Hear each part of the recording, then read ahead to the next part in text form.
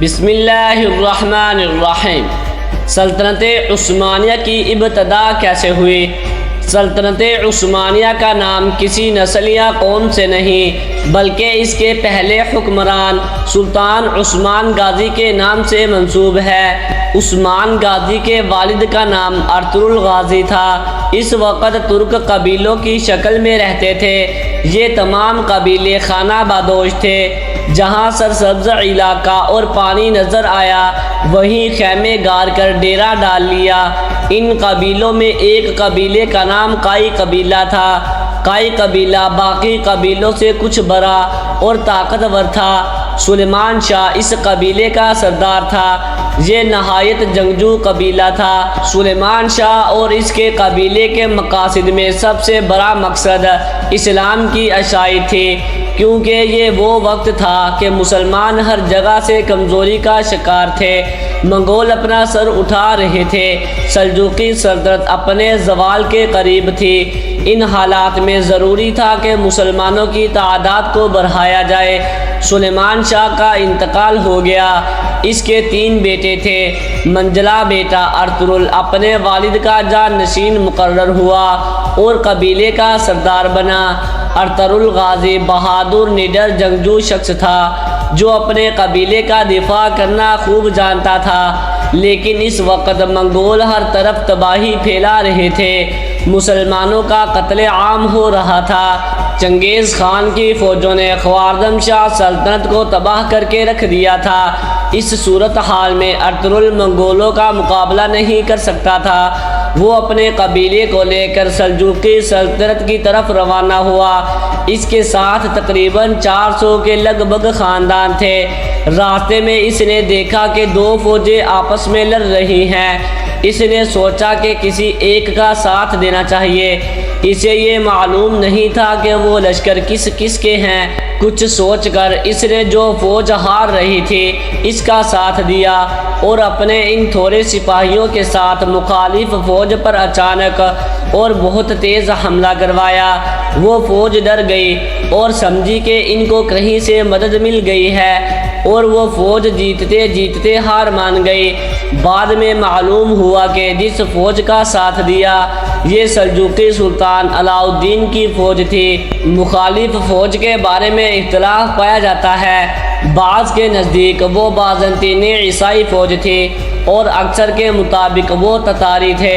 بہرحال سلطان ان کی بہادری سے بہت خوش ہوا اور ارطغرل کے قبیلے کو اپنی سلطنت میں اناضول کے قریب سکاریہ کے علاقے میں ایک جاگیر عطا کی اور یہ قبیلہ وہیں آباد ہو گیا۔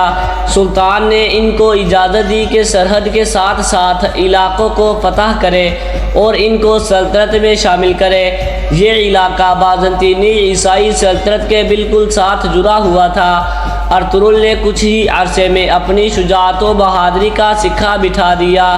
ان فتوحات کا نتیجہ یہ ہوا کہ باقی بہت سے ترک قبائل بھی ارطغرل کے ساتھ مل گئے اور اسے اپنا سردار تسلیم کر لیا۔ ارطغرل سلطان علاء الدین کے نائب کے طور پر لڑتا رہا اور اس کی طاقت میں دن بدن اضافہ ہوتا رہا۔ ارطغرل نے بازنطینی سلطنت کے ایک بڑے متحد لشکر کو شکست دی۔ 1281 میں 90 برس کی عمر میں ارطغرل کا انتقال ہو گیا۔ اس کا جانشین اس کا بیٹا عثمان غازی تھا۔ عثمان اپنے والد کی طرح پکا مسلمان، بہادر اور حوصلہ مند تھا۔ اس نے بھی فتوحات کا سلسلہ جاری رکھا۔ ادھر سلطان علاء الدین سلجوقی ایک جنگ میں شہید ہوئے۔ اس کے بعد اس کا بیٹا غیاث الدین بھی تتاریوں کے ہاتھوں مارا گیا۔